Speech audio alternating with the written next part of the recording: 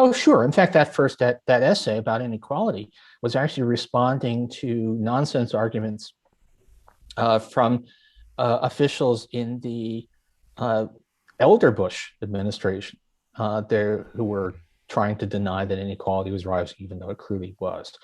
There was an awful lot of zombie stuff already in the Reagan years, and so this is it's not new, but it's gotten more intense. In 1992, you could still have a discussion. We could do something. I mean, there were a lot of bad ideas floating around in the Bush one administration, but there were also serious environmental policies that curbed acid rain.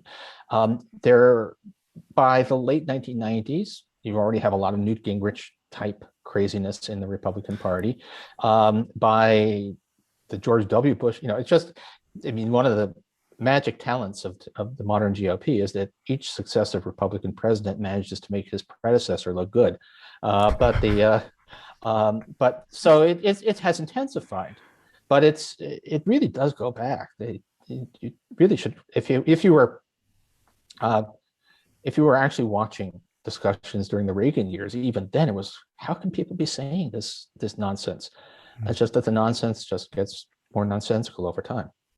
Yeah, it seems to me that the ignorance of facts, truth, and even reality has been festering within the Republican Party for quite some time. And as a result of Trump, it attracted more people from the extreme edges, which explains a lot of the volume of conspiracy theories out there. Is this something that you also see on the Democratic side, or is this something that pretty much happens on the Republican side only?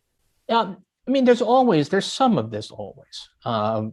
There are always going to be nonsense views. I mean, we could go. I mean, there are there are some issues where a lot of, I'm afraid, liberals are get it wrong, like house zoning and housing affordability, and you can see that it's perfectly possible for bad ideas to take root and be hard to dislodge on the left as well as the right. I think the point is that in America in the 21st century, the power behind bad ideas is just vastly greater on the right. So, if we were in Venezuela, and I'm sure I would be finding plenty of really bad ideas coming from the left that had deleterious influence. In America in 2021, we just don't.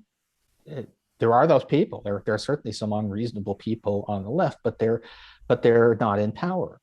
What I always, I mean, it's kind of contemporary stuff. But you look at the people who are treated as being like the extreme left of the Democratic Party, like AOC, and she may don't agree with everything she says, but she's not at all outlandish in her statements. The point is that there is no Democratic side counterpart to the crazies who actually are often dominant on the right.